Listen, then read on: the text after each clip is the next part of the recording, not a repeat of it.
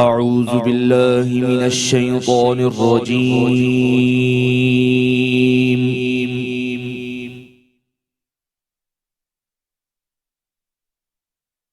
بسم الله الرحمن الرحيم.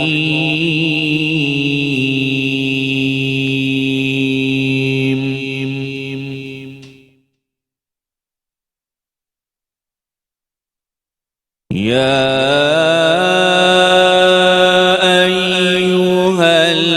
الذين آمنوا اتقوا الله ولتنظر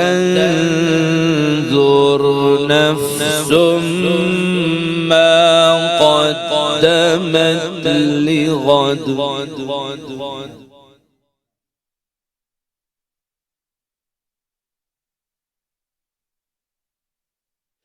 اتقوا الله ولتنظر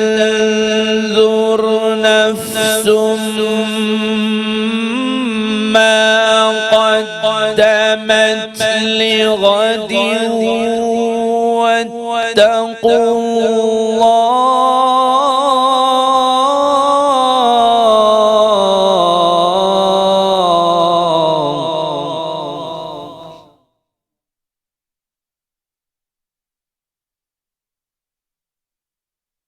إن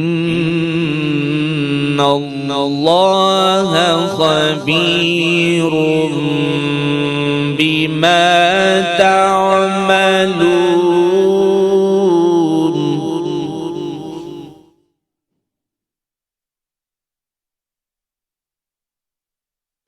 ولا تكونوا كالذين نسوا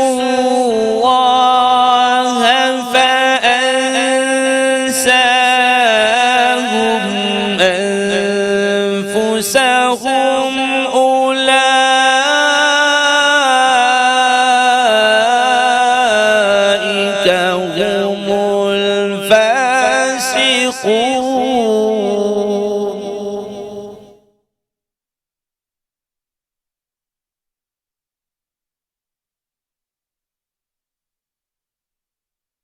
لا يستوي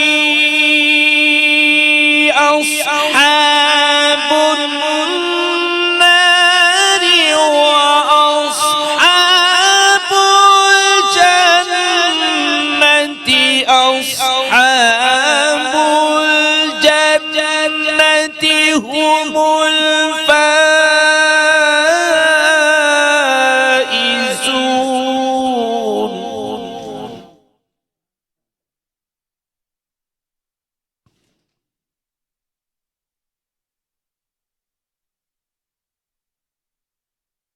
لا يستوي أصحاب النار وأصحاب الجنة.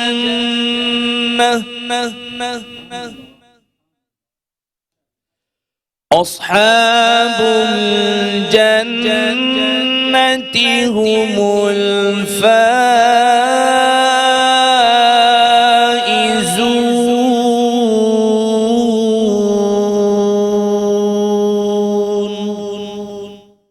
صدق الله العظیم. بسم اللہ الرحمن الرحیم. السلام علیکم ناظرین. میٹرو ون نیوز کی ماہ رمضان المبارک کی خصوصی نشریات رمضان الکریم کے ساتھ میں ہوں آپ کا میزبان ڈاکٹر بلند اقبال. ناظرین، آج چھٹے رمضان المبارک کی یہ ٹرانسمیشن لے کر آپ کے سامنے حاضر ہوئے ہیں. یعنی اب پہلا عشرہ جو ہے وہ آہستہ آہستہ ہم سے رخصت ہوتا جا رہا ہے.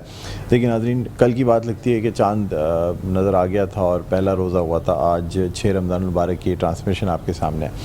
ناظرین، آج کی اس ٹرانسمیشن میں ہم گفتگو کریں گے عبادات کے حوالے سے کہ کون سے وہ اعمال ہیں، کون سی عبادات ہیں جو رمضان المبارک میں مسنون ہیں، یا جن عبادات کے کرنے سے رمضان المبارک میں زیادہ دعائیں قبول ہوتی ہیں یا روزے کی قبولیت کا سبب بنتی ہیں یہ عبادات. ان تمام حوالوں سے بات کریں گے. یعنی نماز، روزہ، قیام اللیل، تراویح، ان کے علاوہ کیا عبادات کرنی چاہیے، تہجد، چاشت، اشراق، ان تمام چیزوں کے ساتھ ساتھ کیا اور بھی کوئی اعمال یا عبادات ہیں جو ہم روزے کی حالت میں کر سکتے ہیں؟ ناظرین آپ کو بتاتے چلیں کہ الحمدللہ ہماری آج کی نشریات کا آغاز اللہ تعالیٰ کے پاک اور بابرکت نام سے ہو چکا ہے۔ قاری ممتاز قادری صاحب نے تلاوت قرآن پاک کا شرف حاصل کیا، ہم انہیں خوش آمدید بھی کہتے ہیں پروگرام میں۔ السلام علیکم قاری صاحب، خیریت سے ہیں آپ؟ وعلیکم السلام ورحمۃ اللہ، بہت بہت شکریہ، جزاک اللہ، سبحان اللہ سر، بہت خوبصورت انداز میں آپ نے تلاوت فرمائی۔ جی ناظرین، اس کے علاوہ ہمارے ساتھ موجود ہیں مفتی علامہ صادق نقشبندی صاحب، جنہیں ہم خوش آمدید کہنا چاہیں گے، اسلامک اسکالر ہیں، بہت ہی خوبصورت انداز میں گفتگو فرماتے ہیں۔ علامہ صاحب السلام علیکم، خیریت سے ہیں آپ؟ فرسٹ کلاس ہیں، ٹھیک ہے، بہت بہت شکریہ سر تشریف لائے، رمضان المبارک میں روزے کی حالت میں تشریف لانا اللہ تعالیٰ قبول فرمائے، آمین۔ اللہ تعالیٰ آپ کے لیے بھی آسانی کے معاملات، ہم سب کے لیے آسانی کے معاملات فرمائے، بے شک بے شک۔ تھینک یو ناظرین۔ اس کے علاوہ ہمارے ساتھ بڑے اچھے ہمارے اسلامک اسکالر ہیں، بہت اچھے ہمارے دوست بھی ہیں، ہماری اس ٹرانسمیشن کا حصہ ہیں، باقاعدہ حصہ ہیں، سمجھ لیں آپ ایک فیملی ممبر کی طرح ہیں۔ ہمارے ساتھ موجود ہیں مفتی ابو ذر غفاری صاحب، السلام علیکم۔ وعلیکم السلام، خیریت سے آپ؟ فرسٹ کلاس ہیں، بہت بہت شکریہ سر تشریف لائے، تھینک یو۔ ناظرین اس کے علاوہ ہمارے ساتھ جو نعت خواں ثنا خواں موجود ہیں، وہ ماشاءاللہ صاحب کلام نعت گو شاعر ہیں اور پاکستان ٹیلی ویژن کے ایوارڈ یافتہ ہیں۔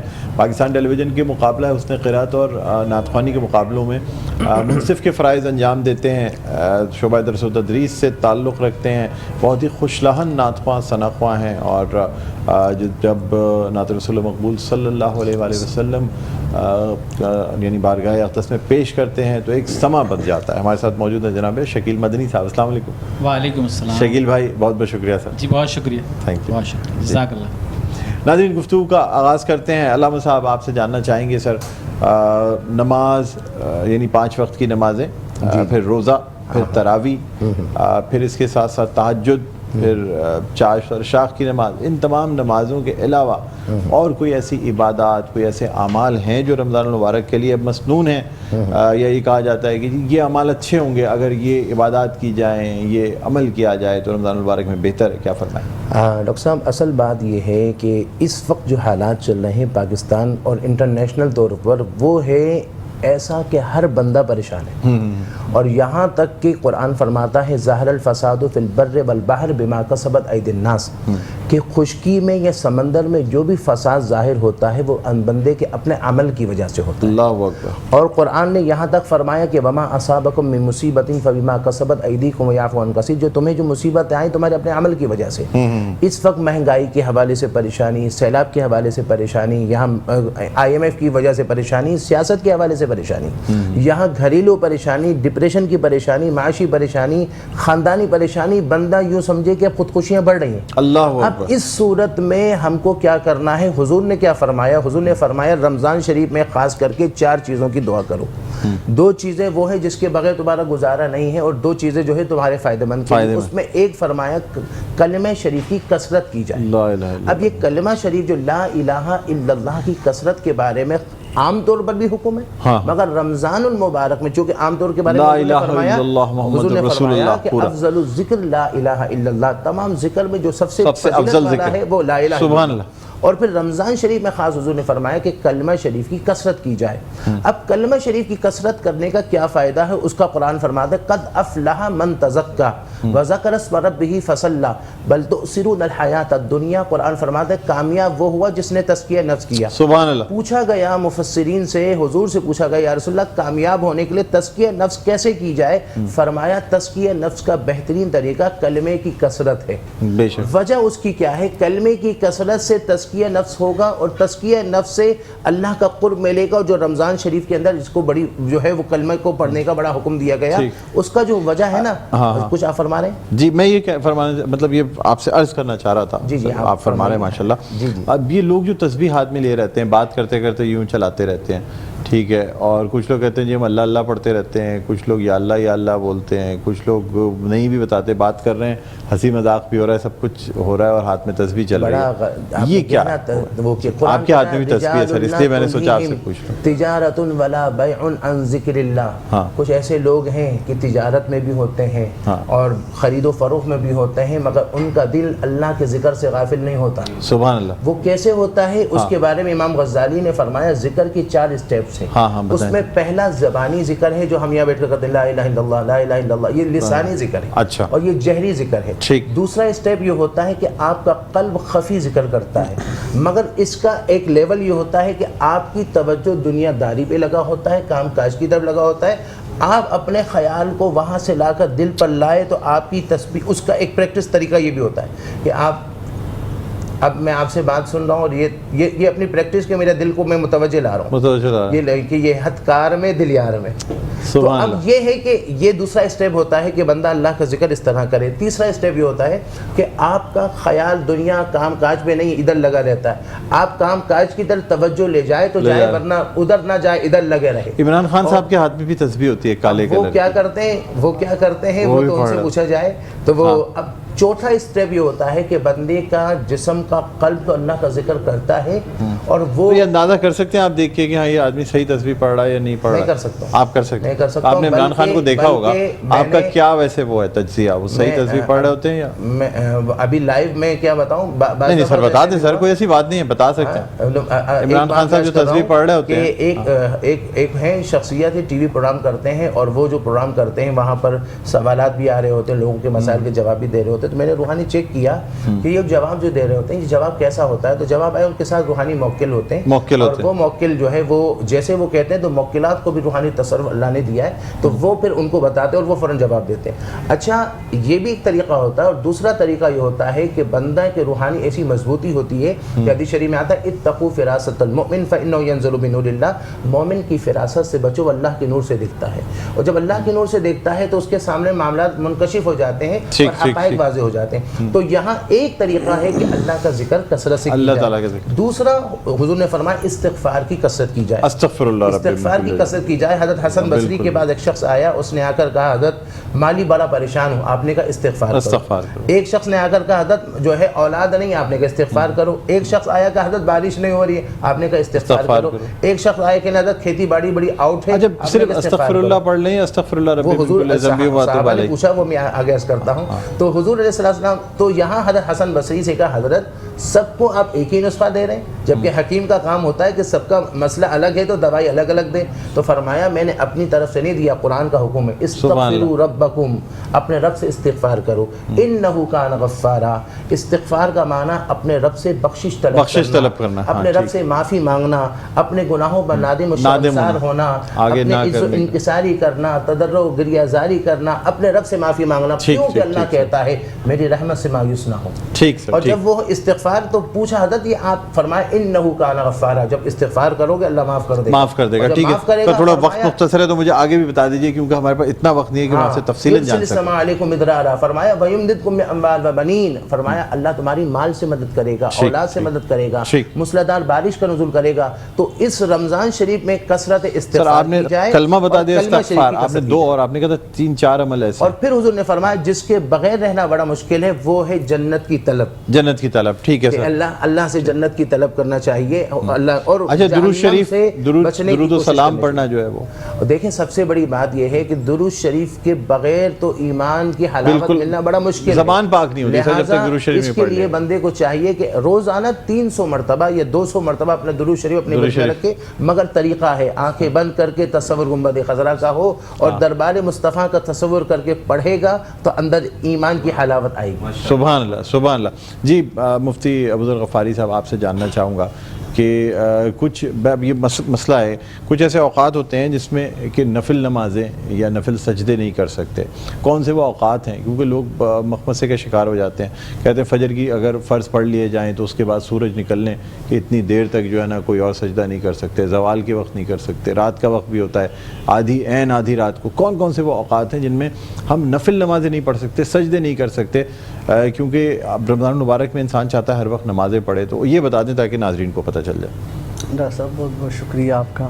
جی وقت تو آپ نے بتا دیے, یہی اوقات ہیں, دوبارہ دہرا دیں. زوال کا وقت ہے, ٹھیک, اور اسی طرح عصر کے بعد عصر نماز پڑھی ہے, اس کے بعد اس میں نوافل ادا نہیں کر سکتے مغرب تک, یعنی عصر کی نماز ادا کر دی, اگر فرض ادا کر دیے تو اس کے بعد مغرب تک کوئی آپ نہیں پڑھ سکتے. تو تلاوت وغیرہ کر سکتے ہیں, تلاوت کر سکتے, ذکر سجدہ کر سکتے ہیں, نفل نہیں پڑھ سکتے. ہاں, تو اسی طرح جو فجر کی نماز کے بعد صبح صادق کا جو طلوع آفتاب ہے وہ وقت، اور عین زوال کا وقت ہے. تو یہ عین زوال کا کیا وقت بنتا ہے؟ زوال کا وقت ہمارے یہاں 12 بجے بنتا ہے. سورج آپ کے ہر جنس کے بالکل اوپر ہو، ہر چیز کا سایہ، یعنی اگر کوئی ایک قلم نیچے قلم کھڑا کریں تو اس کا سایہ نہ بن رہا ہو، وہ زوال کا وقت. اس کا سایہ ہم دیکھیں، اس کا سایہ بالکل برابر ہے تو یہ زوال ہے. اگر تھوڑا سا آگے پیچھے، وہ 10 یعنی سورج سر پہ ہو تو پھر نہیں پڑھنی چاہیے. سورج سر پہ ہو تو نہیں. وہ کتنی دیر کا وقت ہے؟ وہ ہوتا تو 7-8 منٹ کا وقت ہے، بس زیادہ نہیں ہوتا، لیکن احتیاطاً 10-12 منٹ 15 منٹ احتیاط کرنی چاہیے تو زیادہ بہتر ہے. اچھا، کیا رات میں بھی آدھی رات، عین آدھی رات کے وقت منع ہے یا کوئی اس کی وہ؟ نہیں، رات کے میں آدھی وقت میں کوئی منع نہیں ہے. رات تو پوری رات جو ہے وہ، یعنی مغرب کے بعد سے آپ جس وقت چاہیں فجر تک ہاں رات میں پڑھ سکتے ہیں، کوئی وہ رات. اس کا مطلب عبادات کے لیے رات تو ہے عبادت کے لیے، قیام اللیل ہے. اور رات میں علامہ صاحب نے جس طرح گفتگو کی کہ نماز کی پابندی کرنی چاہیے. اور میں ایک بات اس میں ایڈ کرنا چاہتا ہوں کہ صدقات ادا کرنے چاہیے، زیادہ سے زیادہ اللہ کے راستے میں خرچ کرنا چاہیے. اس پر ہم نے پروگرام بھی کیا ہے. میں ایک بات عرض کروں گا ڈاکٹر صاحب، وہ یہ ہے کہ رات کو ہمارے یہاں نا لڑکے کرکٹ کھیل رہے ہوتے ہیں. رات کو اللہ کے واسطے یہاں اللہ نے ہم کو بہترین موقع دیا، رمضان مبارک میں بہترین موقع ہے. ایسے موقع پر کرکٹ کھیلو تھوڑی دیر، مگر کچھ دیر مصلی پہ بیٹھے. بالکل آپ ہمارے ساتھ موجود ہیں. شکیل بھائی، آپ سے ہم کی طرف ہم جائیں گے، لیکن ایک چھوٹا سا وقفہ. ناظرین، وقفے کے بعد دوبارہ آپ کی خدمت میں حاضر ہوتے ہیں. ذرا کچن میں بھی جائیں گے، شیف زبیر ہمارے ساتھ آ چکے ہیں، تو ان سے بھی ذرا بات کریں گے. اس کے بعد واپس ہم گفتگو کنٹینیو کریں گے. کہیں نہ جائیے گا، دیکھتے رہیے رمضان الکریم. جی ناظرین، ویلکم بیک. ایک دفعہ پھر آپ کو خوش آمدید کہتے ہیں میٹرو ون نیوز کی ماہ رمضان المبارک کی خصوصی نشریات رمضان الکریم کے ساتھ. میں ہوں آپ کا میزبان ڈاکٹر بلند اقبال. ناظرین، آپ کو بتاتے چلیں کہ ہم اپنی ٹرانسمیشن کو مزید آگے بڑھانا چاہیں گے، اور جس طرح ہمارے ساتھ مفتیان کرام موجود ہیں جو گفتگو فرما رہے تھے رمضان المبارک میں عبادات کے حوالے سے، اور خاص طور پہ علامہ صادق نقشبندی نے جو بات کی کہ جی رسول اللہ صلی اللہ علیہ وسلم نے جو اعمال مسنون یا بہتر فرمائے ہیں رمضان المبارک کے لیے، اس میں ایک کلمے کا ورد، کلمہ طیبہ کا ورد کرنا، استغفار کرنا، استغفار کی کثرت رکھنا، اور اپنے گناہوں پہ نادم ہونا، ان پر معافی مانگنا. یہ تمام وہ چیزیں ہیں جو کہ انسان کے گناہوں کو بھی معاف نہ صرف کرتی ہیں بلکہ اس کے ساتھ ساتھ انسان کو جو ہے نا وہ اس کی جو پریشانیاں اور مشکلات ہوتی ہیں ان سے بھی نجات دلاتی ہیں. بہرحال ناظرین، علامہ صادق نقشبندی بھی ہمارے ساتھ ہیں، مفتی ابوذر غفاری بھی ہمارے ساتھ ہیں، اور اس کے علاوہ قاری ممتاز قادری صاحب بھی ہمارے ساتھ ہیں. اس کے علاوہ ناظرین، ہم اس وقت درخواست کرنا چاہیں گے شکیل مدنی صاحب سے کہ وہ اللہ تعالیٰ کے حضور حمد باری تعالیٰ پیش کرنے کی سعادت حاصل کریں. جناب شکیل مدنی. میں نے دل سے جہاں کہا اللہ، میں نے دل سے جہاں کہا اللہ، میں نے دل سے جہاں کہا اللہ، خود بخود کام بن گیا اللہ، خود بخود کام بن گیا اللہ. تو نے جو کچھ کیا عطا اللہ، تو نے جو کچھ کیا عطا اللہ،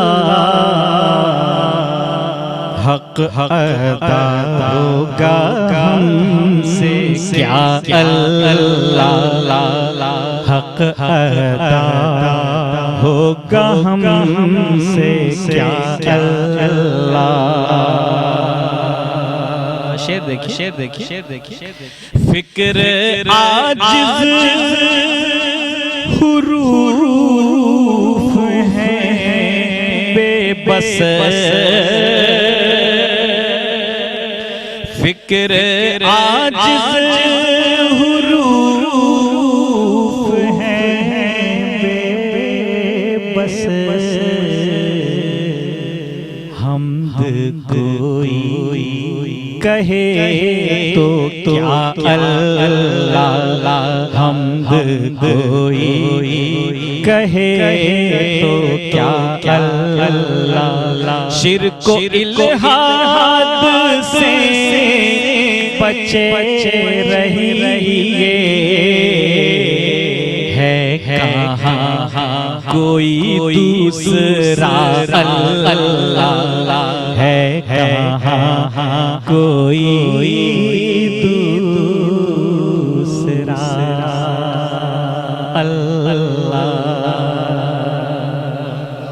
جزاک اللہ، بہت شکریہ شکیل مندی صاحب، بہت خوبصورت کلام آپ نے پیش کرنے کی سعادت حاصل کی۔ علامہ صاحب، اب مختصر میں میسج چاہوں گا جو آپ رمضان المبارک میں عبادات کے حوالے سے دینا چاہیں۔ دیکھیں، ایک تو یہ کہ ہر مغرب کی بعد جو ہے حفظ الایمان کی نیت سے 2 رکعت نفل پڑھ لیا جائے۔ بزرگ فرماتے ہیں کہ اس نیت سے پڑھے کہ اللہ تعالیٰ اس کی برکت سے ایمان کی حفاظت کرے مغرب کے بعد، اور مغرب کے بعد تو اس کی برکت سے اللہ تعالیٰ کرم فرمائے گا۔ دوسرا حضور فرماتے ہیں کہ رمضان شریف کی سحری کے وقت میں یا واسع المغفرہ، یا واسع المغفرہ کی ورد کرنا چاہیے۔ جو اس کو سحری کے وقت میں کرے گا اللہ تعالیٰ اس کے گناہوں کی بخشش فرمائے گا۔ اور بہقی شریف کی حدیث حضور نے فرمایا کہ وہ 363 مرتبہ جو ہے سورہ اخلاص کو پڑھے، اگر رمضان شریف میں رات کے ٹائم پر، یہ رات کے ساتھ ہے، روزانہ رمضان شریف کی راتوں میں 363 مرتبہ سورہ اخلاص قل اللہ شریف کو پڑھے گا، اس کے جسم کو، اس کے خون کو، اس کے پورے وجود کو اللہ تعالیٰ جہنم سے محفوظ فرمائے گا۔ سبحان اللہ، تو یہ بہترین موقع ہے۔ اور دوسری بات یہ کہ قرآن کی تلاوت کی روٹین رمضان میں بھی رکھیں، رمضان کے علاوہ رمضان کے بعد رکھیں۔ جی مفتی ابوذر غفاری صاحب کیا فرمائیں گے؟ ڈاکٹر صاحب، میں یہ کہنا چاہ رہا ہوں کہ اس مہینے میں ہم حقوق اللہ پر تو توجہ دیتے ہیں، حقوق العباد بھول جاتے ہیں۔ حقوق العباد بھی ادا کرنے کی ہم کوشش کریں، بھائیوں کے حقوق، بہنوں کے حقوق، پڑوسیوں کے حقوق ہم ادا کریں۔ اس بات کا ہم خیال رکھیں کہ کسی کا بھی حق ہم پر نہ رہے، سب کے حق ہم ادا کر دیں۔ سبحان اللہ، سبحان اللہ، بہت بہت شکریہ مفتی ابوذر غفاری صاحب، آپ کا شکریہ۔ علامہ صادق نقشبندی صاحب، آپ کا بہت بہت شکریہ۔ قاری ممتاز قادری صاحب، آپ کا شکریہ۔ شکیل صاحب، آپ تو ہمارے ساتھ موجود رہیں گے۔ ناظرین، یہاں ایک وقفہ لیں گے، وقفے کے بعد جب آپ کی خدمت میں حاضر ہوں گے تو ہمارا سیگمنٹ ہے علم و آگاہی، اس سے اپنی ٹرانسمیشن کو آگے بڑھائیں گے۔ دیکھتے رہیے رمضان الکریم۔